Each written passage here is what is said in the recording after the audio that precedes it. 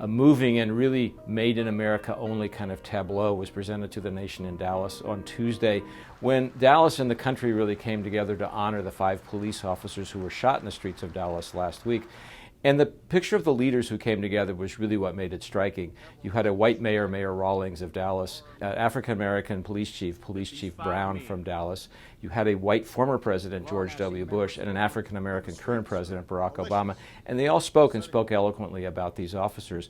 And I think the president and the former president both were particularly striking in what they said. What was most striking in what President Bush said was his remark about how Americans tend, and he was trying to stop them from thinking this way, to think of other groups based on the worst examples they see of their behavior while thinking of themselves by the best of their own intentions. Argument turns too easily into animosity. Disagreement escalates too quickly into dehumanization.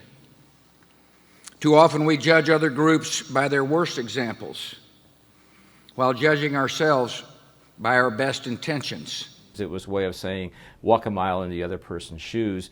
And President Obama made a very striking statement about the black man who shot the police officers in Dallas, saying his act was an act of racial hatred. First, the shootings in Minnesota and Baton Rouge, the protests, then the targeting of police by the shooter here. An act not just of demented violence, but of racial hatred. In a way, he was calling an African American a racist, which is something that his critics have wanted him to say in a way, and he stepped up to that moment and gave a very eloquent speech in general. Will all of this change the way America acts?